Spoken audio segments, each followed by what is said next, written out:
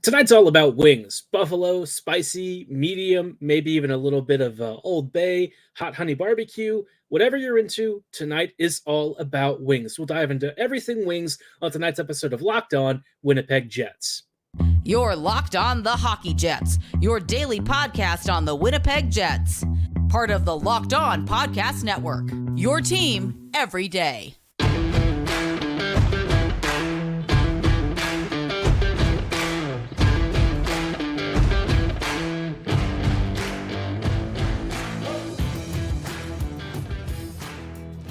Evening, friends, and welcome to tonight's episode of Locked On Winnipeg Jets, part of the Locked On Podcast Network, your team every day.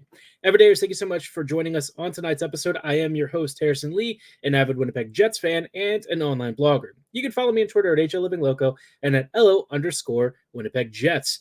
As always, thanks for making us, of course, your first listen. Be sure to like, follow, and subscribe on all of your favorite podcasting platforms and YouTube. Doing so, of course, is always free of charge and ensures you never miss another episode. Most of all, though, we just love and appreciate your support.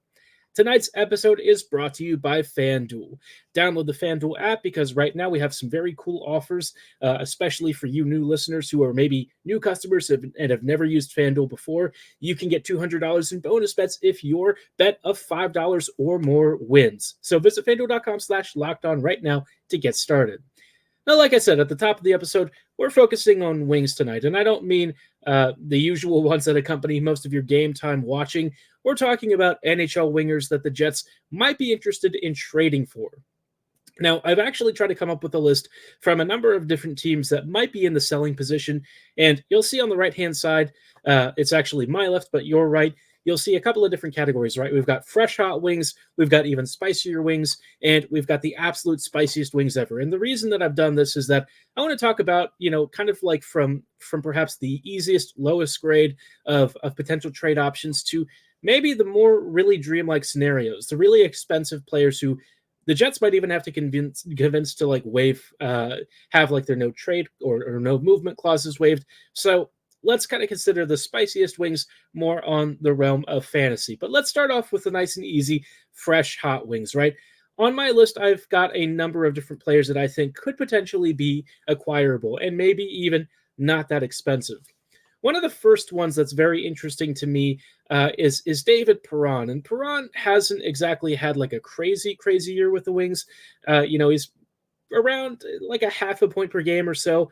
Not exactly putting up crazy numbers, but I think with Perron in previous years, what do you remember about him? And if it's that he's an absolute pest and very annoying and the kind of guy who's perhaps a bit of an underrated player throughout much of his career, a very good, very solid play facilitator, decent at playmaking and being a very physical attacker in the corners, that's very much Perron's game. But where I think he also really excels is that he's an amazing playmaker. When it comes to guys who are excellent complementary top nine players, Perron is one of the first guys that I've often thought of over the years. And he's also a huge pain in the butt to play against. It's kind of like you have like a very mini Marchand in David. And I think for the Jets, he kind of fits how Bones would like to forecheck. I think that there's also perhaps some edge to his game that the Jets would find appealing because they kind of want to be tough, they want to be physical, and they want to kind of frustrate their opponents. Perron might be a really interesting look at perhaps fortifying your third line. Now, the question with Perron is, if you acquire him, would you do it earlier or wait more towards the trade deadline? And I would say more towards the TDL for this one.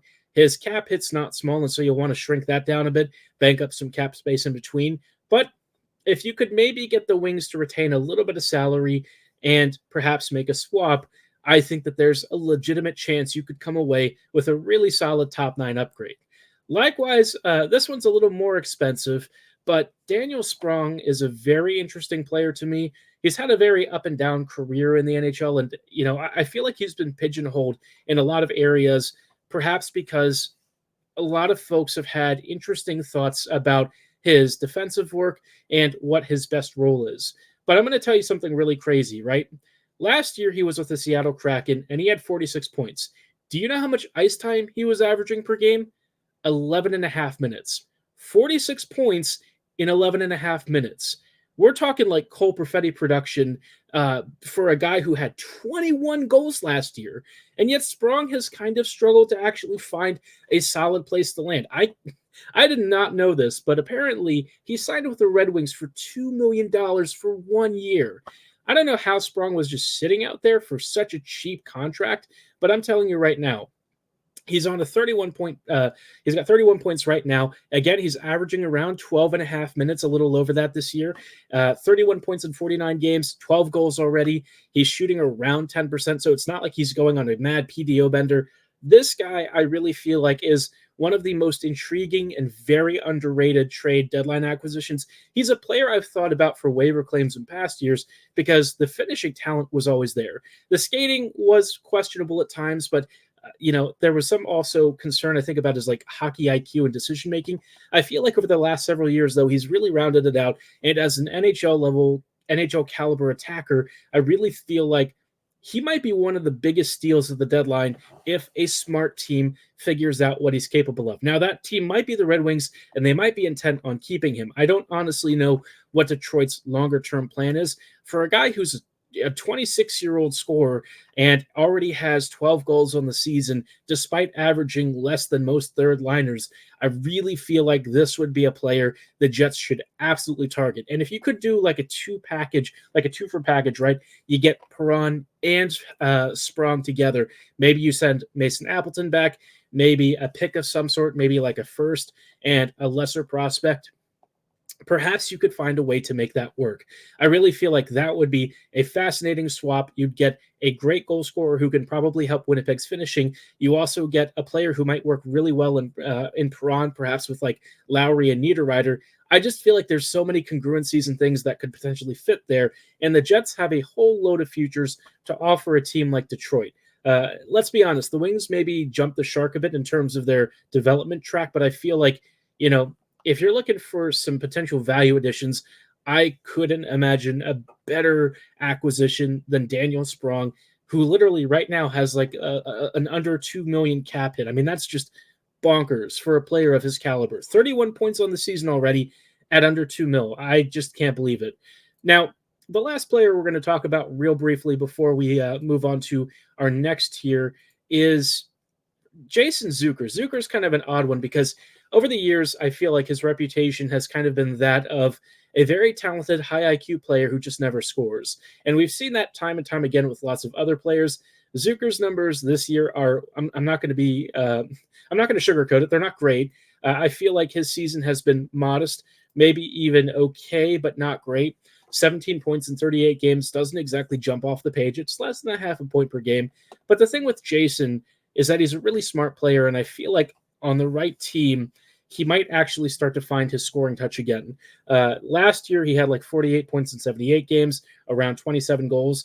That was a little higher than usual for him, and by a little bit, I mean quite a bit. He hasn't really had many healthy seasons recently. He's missed a lot of time, and with the cap hit that he's carrying, it could be a bit of a tough sell. But if you're looking for a guy who could potentially slot in on your third line and maybe provide an extra layer of skill that would probably be an upgrade on Appleton, I could see that being a potential fit, right? Not an amazing one. Like, don't get me wrong. This is not the kind of player where I'm banging the table to bring him in, but he is of interest and somebody that peripherally I would keep an eye on if the price is really cheap and the Jets can get retained salary. But again, those are a couple of really important conditions, and the Yotes might not be so accommodating for a division rival, especially if they are still trying to somehow make the postseason. But like I said, that's kind of like the easier tier. Let's move on to a higher tier, right? Let's move up to the next level. Something that you might be thinking, well, these are players that people are really tracking. They might be really interested in, and they've perhaps been discussed as potential trade candidates in previous seasons or maybe even now. We'll talk about those players in just a moment. But before we go any further, I do want to shout out our friends and partners at FanDuel. Happy Super Bowl to all who celebrate from FanDuel, America's #1 sportsbook. If you're like me, Super Bowl Sunday is all about scoring the best seat on the couch, grabbing your favorite football snacks, and placing some super bets. Now, look, as a Ravens fan, this is going to be one of the most bittersweet Super Bowls in recent memory, but if you're a Chiefs or a 49ers fan, you are absolutely loving life. This is probably a great time for you. I'm sure you love it. I'll probably still check it out because the commercials and stuff are always a good time, but even as somebody who watched their team lose, I still have a way to win because FanDuel has so many ways for you to end the season with a massive dub, or maybe even 2 or 3. You can bet on who will win the Super Bowl 58, but you might also be able to bet on different players scoring a touchdown, the number of points that'll be scored, and so much more. New customers who join today can get $200 in bonus bets if their first bet of $5 or more wins. So just visit FanDuel.com/lockedon to sign up right now. That's FanDuel.com/lockedon. Make every moment more with FanDuel, an official sportsbook partner of the NFL. While we're at it, I also wanted to shout out our friends and partners at Factor. Get started on your New Year's resolutions with Factor so you're ready for everything that's coming up over the next several months. Factor's ready-to-eat meal delivery takes the stress out of meal planning and sets you up for success. Skip the grocery stores, prep work, and cooking fatigue. Instead, get chef-crafted, dietitian-approved meals delivered right to your door. With over 35 meals to choose from per week, including options like keto, calorie smart, vegan, and so much more. You also have 55 weekly add-ons you can bring in, so you've got tons of nutritional and flavorful options to kickstart your resolutions. They've also got tons of snack options for stuff like breakfast, smoothies, juice, snacks, and so much more. So you always got a nice rotating selection, and of course, they're very flexible. You can have anywhere from 4 to 18 meals per week, depending on what makes sense for your schedule. And if you need to pause your deliveries, you can do that at any time. So if you want to avoid all the stress of meal prep and cooking and all that, Factor is here to make it easy, right? They want to make things as easy and straightforward as possible. Head to factormeals.com/lockedonnhl50 and use promo code LockedOnNHL50 to get 50% off. That's code LockedOnNHL50 at factormeals.com/LockedOnNHL50, and that gets you 50% off. Hello, friends, and welcome back to this episode of Locked On Winnipeg Jets, part of the Locked On Podcast Network, your team every day. Everydayers, thank you so much for rejoining us on tonight's episode as we are talking about spicy wings. And of course, I mean NHL caliber wings, players who might be interesting for the Jets, right? Trade deadline's coming up in a few months, and Winnipeg has more needs than ever. And I'm joking, right? They're doing pretty okay, but there's a couple of places where the Jets might favor an upgrade. Before we go any further, though, and hit our second tier of spicy wings, let's talk about something even spicier that the Locked On Network has started. We have launched the first ever national sports 24/7 streaming channel on YouTube. Locked On Sports Today is here for you 24/7, covering the top sports stories of the day with our local experts and our national shows covering every league. Go to Locked On Sports Today on YouTube and subscribe to the first ever national sports 24/7 streaming channel.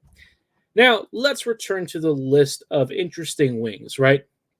These guys might be more on the, I would say, popular trade target list, players that, teams have possibly already acquired upon, maybe some guys that are actively being shopped by their respective squads or perhaps on the verge of being actively shopped.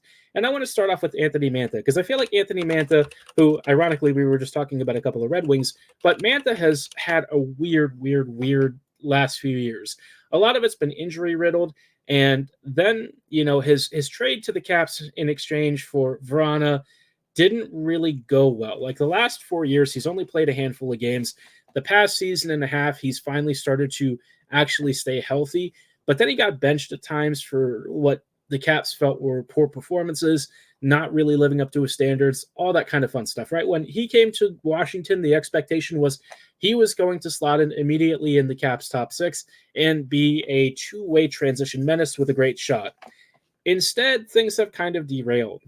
You look at last year's performance, 27 points in 67 games, not really shooting the lights out, struggling to earn more than like mediocre, modest second-line ice time. There hasn't been, I would say, a prime role for Mantha in a very long time. This year, he's actually averaging less time than he's ever averaged with the Caps, just under 14 minutes. But there's been one big difference. He's finally hitting the back of the net, and he's doing it quite frequently. He's got 23 points in 43 games this year. He's lit the lamp 15 times. And I feel like there's a version of him that could be really successful as a big, strong body driving towards the net, kind of like a Blake Wheeler light. Now, obviously, Mantha will probably never be the kind of player that Wheeler was in his prime, right? Blake was an absolute unholy monster when he was in his prime years, and you all remember how he could drive outside in and just annihilate people. But that's not Mantha these days. I don't think that's really his game anymore, and I don't know that it has to be. I think the biggest thing that you want with Mantha is a nice depth supporting middle six winger who can slide up and down your lineup and not really sacrifice too much in terms of skill and quality if he has to move further up the lineup. Now, Mantha's cap hit is a little bit on the elevated side, similar to Zucker, but if the Caps are rebuilding, right, and they're considering perhaps dumping some players who don't necessarily fit their timeline, and Mantha has been one that they've actively shopped in previous years, maybe this is the time to see if Anthony's got something left in the tank. And I don't think it would be super crazy and super expensive to bring him in. I think I've heard that the Jets maybe were interested in Mantha at one point. That could just be total speculation. But if it is true and they were inquiring about him in past years, I could see there being a potential fit. Mantha is a big power forward with a booming shot. I feel like he could potentially slide in again on the third line, perhaps even on the second line, and be a legit upgrade for Winnipeg's top nine. He might not be a first liner anymore, but if you get, say, quality middle six production out of him at a reduced cap hit for an asset that's not crazy, I would be pretty down with it. Mantha is a really cool player and somebody that I could see the Jets maybe taking an interest in. Now, I would say of the two players that I'm about to compare, the next guy is much more of an interesting target to me. Somebody who I've actually thought about perhaps the Jets targeting in previous years. Didn't happen, but Frank Vatrano might be the time to make him a Jet. The Ducks have him for a little bit longer. He's got a pretty reasonable cap hit. I believe he signed for like one more year at around like $3.6 million or so. This year, Vatrano has really kind of come into his own. He's got 35 points in 49 games. Things have been going well. He's got over 20 goals. And obviously, he is going to be probably a little bit expensive, I would imagine, given that he's got term and he's performing at the level that he is. You're talking at least a first and a prospect and a roster player, the usual package. I don't care, right? He's got a great contract. He's put up pretty nice numbers over the last 2 years. If you give that up for a guy who could potentially slide right into your top six, or maybe even in a middle six role and sort of bounce up and down the lineup as need be, I'm 100% okay with that. This would be an elite winger ad in terms of like a guy who I think brings a great finishing touch. He's got natural scoring instincts, and he's not afraid to get down low and cash in on greasier opportunities. This would be awesome for the Jets. I think Winnipeg would come away as big winners here. I think he'd immediately be a very good upgrade on Winnipeg's depth scoring, and would also add a potential finishing option on the power play. This year, he's actually racked up a decent number of power play points, so maybe he could be a boost there. Again, I would put him kind of like in the middle tier of our ranking so far as a guy who I think will be a little bit more on the expensive side, but perhaps not crazy out of reach. I think these kinds of players, they pop up in the market sometimes, and once in a while you can get a steal. But Vatrano, I think with how the season's going and how he was last year, where he was like half a point per game and again had pretty big numbers, I would expect him to cost a decent package, but not something that the Jets would be afraid to pay up. I think Winnipeg knows what the deal is. I think they understand the score. And this season, more than ever, would be a really good time for them to start making use of those assets and turning them into NHLers who can help now. And what's nice with Vatrano is because he's got that extra year, he literally fits the timeline perfectly. These next 2 seasons, including this one, are really that's the window. That's when we've got everyone under control. We've got everyone under contract. And then, start thinking about the future after this, because after this next year or so, then we've got some big questions with guys like Kyle Connor and Nikolai Ehlers. Now, obviously, I have even more wings to talk about, and there probably will be another episode because there's a few players that I would also like to cover that I'm not going to have time to cover tonight.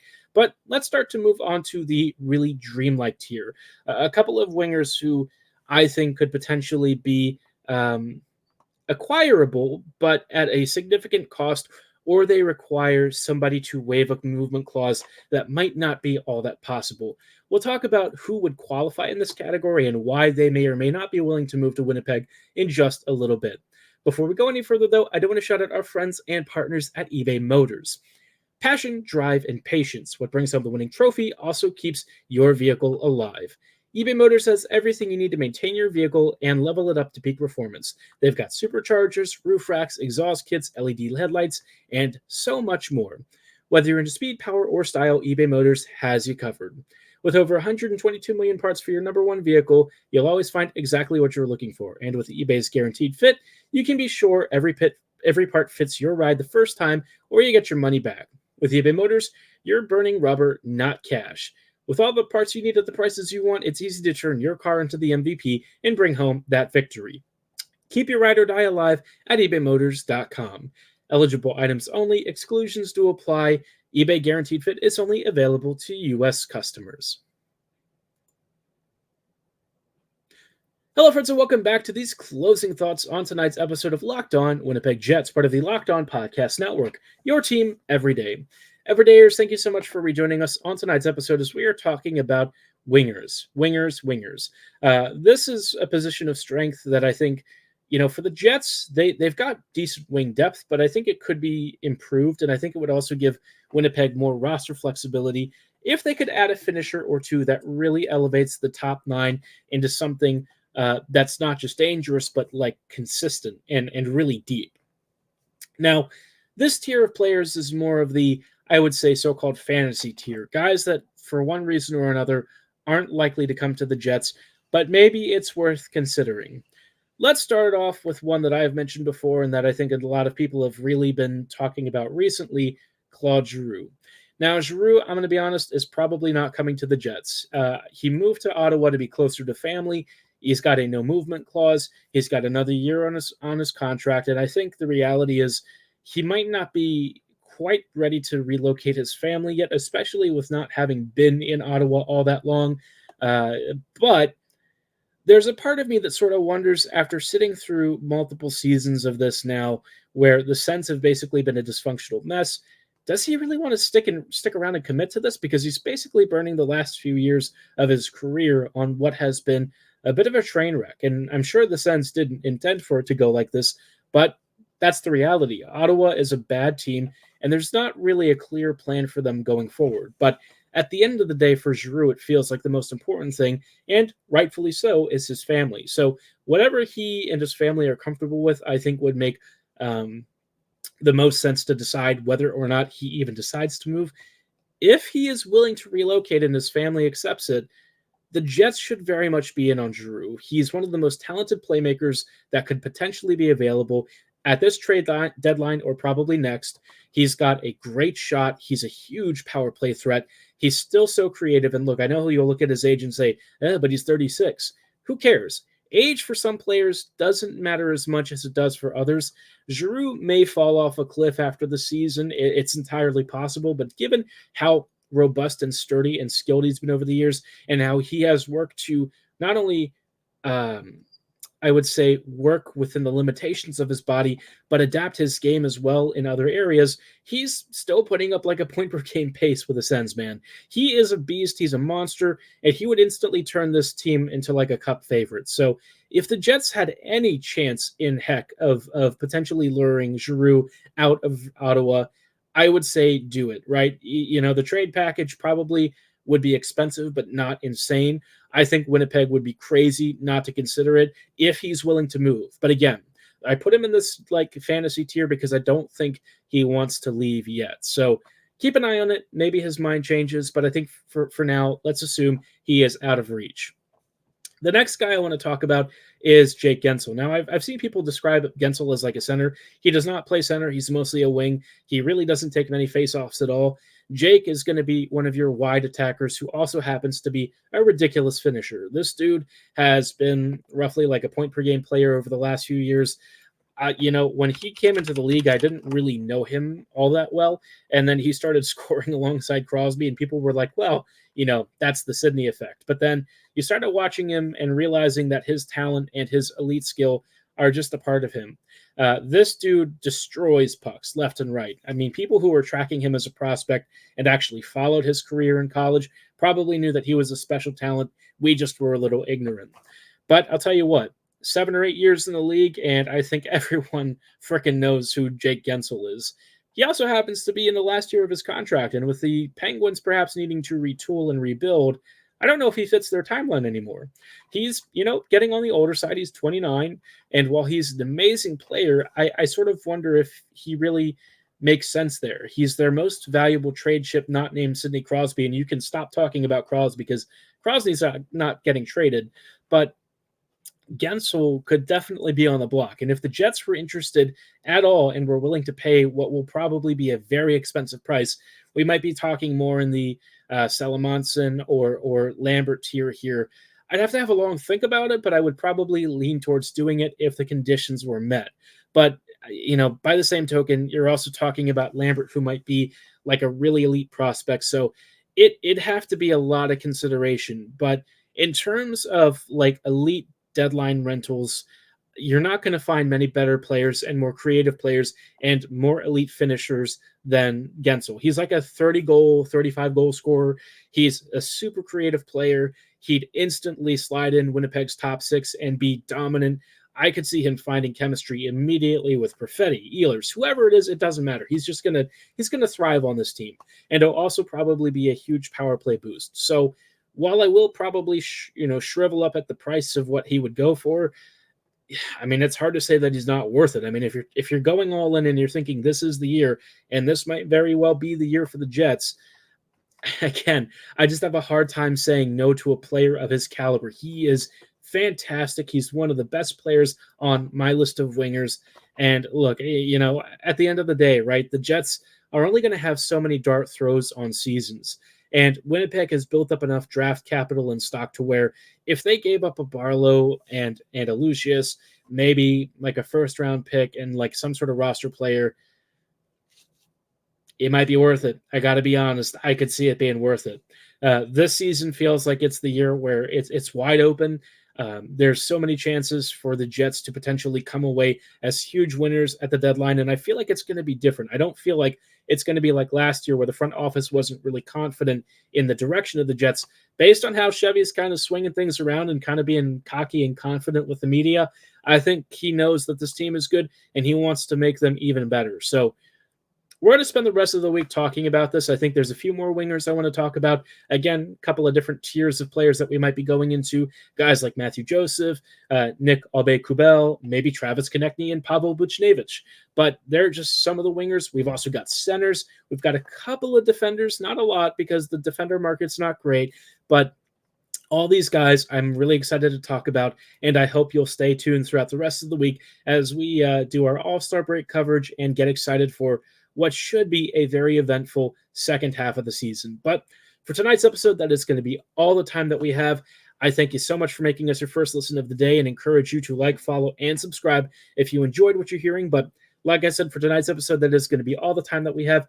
We'll see you tomorrow evening. So thanks again for listening. Have a great night. And as always, go Jets, go.